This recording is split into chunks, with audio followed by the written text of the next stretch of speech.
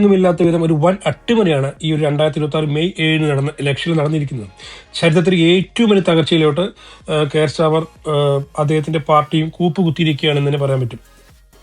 Najeel ഫരാജിയുടെ reform UK party 26% വോട്ടുകളുമായി രാജ്യത്തെ ഏറ്റവും വലിയ രാഷ്ട്രീയ ശക്തിയായിട്ട് മാറിയപ്പോൾ വെറും 14% വോട്ട് വിഹിതവുമായി ലേബർ പാർട്ടി പുറകിലോട്ട് പോയി എന്നുള്ളതാണ്. അപ്പോൾ ലോക്കൽ ഇലക്ഷൻ ഉണ്ടായിട്ടുള്ള ഈ ഒരു വൻ മുന്നേറ്റം ലേബർ പാർട്ടിക്കുള്ളിലെ പുകച്ചിൽ വലിയ തീയായിട്ട് മാറിയിരിക്കുകയാണെന്ന് പറയാൻ പറ്റും. ഇതിന്റെ ആദ്യപടിയായി ഹെൽത്ത് സെക്രട്ടറി ആയിട്ടുള്ള വെസ്റ്റ് കീറ്റിംഗ് രാജിവെച്ചു എന്നുള്ളതാണ്. സ്റ്റാമറുടെ വലങ്കൈയായിട്ട് അറിയപ്പെട്ടിരുന്ന നേതാവാണ് വെസ്റ്റ് കീറ്റിംഗ്.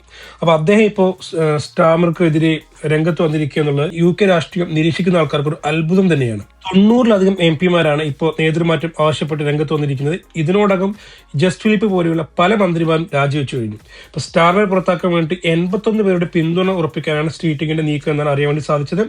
ഇതിനിടയിൽ പല ആൾക്കാരും സ്റ്റീറ്റിംഗിനെ അനുനയിപ്പിക്കാൻ ശ്രമിക്കുന്നുണ്ട്. 15 മിനിറ്റോളം കെയർ സ്റ്റാർമറുമായി ചർച്ച നടത്തിയ ശേഷമാണ് സ്റ്റീറ്റിംഗ് പടിയിറങ്ങിയത്. ഈ പ്രതിസന്ധികളെല്ലാം വിജയകരമായി തരണം ചെയ്ത് കെയർ സ്റ്റാർമർ മുന്നോട്ട് പോകുമോ അതോ അദ്ദേഹം രാജിവെക്കുമോ എന്നുള്ളതൊക്കെ തന്നെയാണ് രാഷ്ട്രീയ നിരീക്ഷകർ ഉറ്റുനോക്കിക്കൊണ്ടിരിക്കുന്നത്. എന്തുതന്നെയായാലും UK രാഷ്ട്രീയത്തെ സത്യം പറഞ്ഞാൽ പിടിച്ചു കുലുക്കുക തന്നെ ചെയ്തു റീഫോം പാർട്ടിയുടെ വിജയം എന്ന് വേണമെങ്കിൽ പറയാൻ സാധിക്കും. ഏതായാലും ഇതുമായി ബന്ധപ്പെട്ട ഏറ്റവും ലേറ്റസ്റ്റ് അപ്ഡേറ്റ്സുകൾ വരുന്ന കുറയ്ക്ക് നിങ്ങളുമായി പങ്കുവെക്കുന്നതായിരിക്കും. അപ്പോൾ ഈ വീഡിയോ ഇൻഫോർമേറ്റീവായി എന്ന് തോന്നുകയാണെങ്കിൽ ഒന്ന് ലൈക്ക് ചെയ്തേക്കുക, കമന്റ് ചെയ്തേക്കുക, ഷെയർ ചെയ്തേക്കുക, സബ്സ്ക്രൈബ് ചെയ്യാൻ വിട്ടുവരുത്.